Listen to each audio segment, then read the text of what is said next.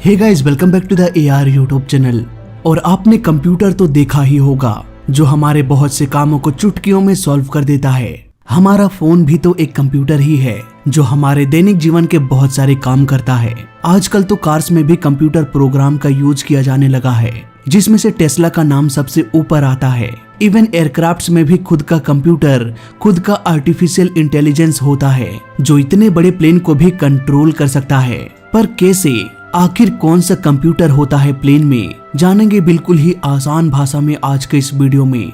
Video में आगे बढ़ने से पहले मैं आपको बताना चाहूंगा बिनोमो के बारे में। यहाँ पर आप इन्वेस्ट करके पैसे कमा सकते हो। बिनोमो पर आप अलग अलग एसेट्स जैसे कि गूगल, गोल्ड और सभी करेंसीज जैसे US डॉलर टू यूरोज, हर चीज पर ट्रेड कर सकते हो। किसी भी एसेट्स को ओपन करो और एनालाइज करो कि उसका प्राइस ऊपर जाने वाली है या नीचे। जैसे कि मेरे ख्याल में ये ऊपर जाने वाली है तो मैं इसे बाय कर लेता हूँ और मैं जीत गया। अपने अर्न किए हुए पैसे बैंक अकाउंट या पेटीएम में 24 घंटे में विड्रॉ कर सकते हैं। तो डिस्क्रिप्शन में लिंक है, अपने फोन में इंस्टॉल करके मिनिमम 350 रुपीज से भी ट्रेडिंग करना स्टार्ट कर सकते हैं। और हाँ, हमारा प्रोमो कोड PIR191 यूज करने पर आपका फर्स्ट डिपॉजिट डबल हो जाएगा। मतलब 350 रुपीज डिपॉजिट करने पर आपको मिलेगा 700 रुपीज। तो डिस्क्रिप्शन में लिंक है, जाओ डाउनलोड करो। और हाँ, फ्री डेमो अकाउंट में प्रैक्टिस करना मत भूलना।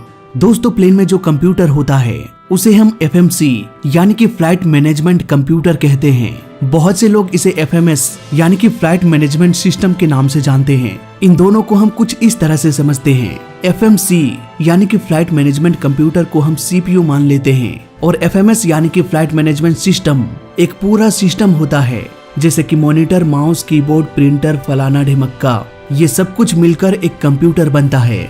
हालांकि प्लेन के FMS में प्रिंटर, मॉनिटर, कीबोर्ड के जगह INS, GPS, ADS, ट्रांसपोंडर वगैरह रहता है। तो अब आपको समझ में आ गया होगा कि फ्लाइट मैनेजमेंट कंप्यूटर और फ्लाइट मैनेजमेंट सिस्टम में क्या फर्क होता है। जब हम किसी अनजान रास्ते से गुजरते हैं तो सबसे पहले हम रूट का पता लगा लेते हैं, किस गली चौराहे में मुड़ना है। पायलट्स को भी नए नए रूट से फ्लाई करना पड़ता है, समय समय पर हेडिंग को बदलना पड़ता है, और एक फ्लाइट कई घंटों की होती है। इतने सारे हेडिंग्स को पायलट भला कैसे याद रख पाएगा।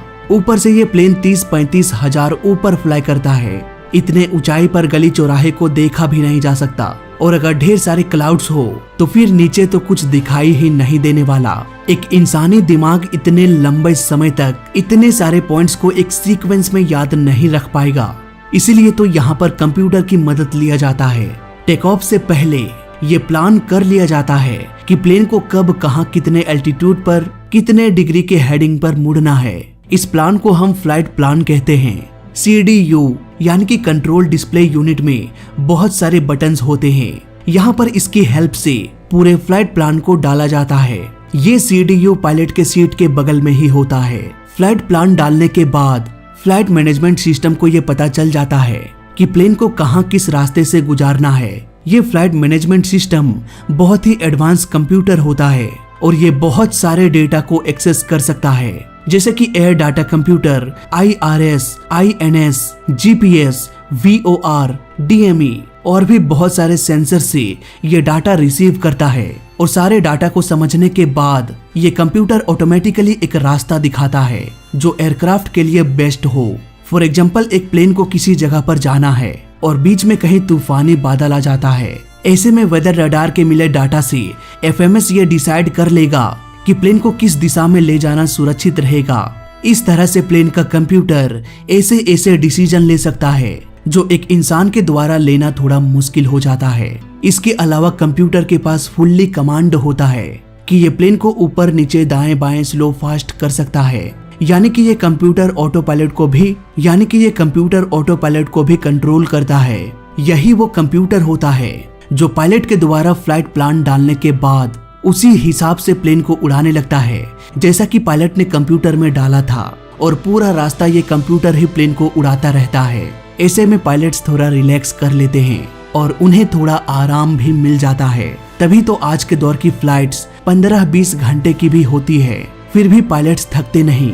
आज प्लेन का कंप्यूटर इतना एडवांस हो चुका है कि ये ऑटोमेटिकली भी प्लेन को लैंड करा सकता है। लेकिन हमें ये नहीं भूलना चाहिए कि ऑटो पायलट प्लेन को नहीं उड़ाता, बल्कि पायलट की मदद से ऑटो पायलट प्लेन को उड़ाता है। तो ये था FMC या कहें FMS की पूरी कहानी। तो फिलहाल इस वीडियो में अभी तक के लिए बस इतना ही। जय हिंद, वंदे मातरम।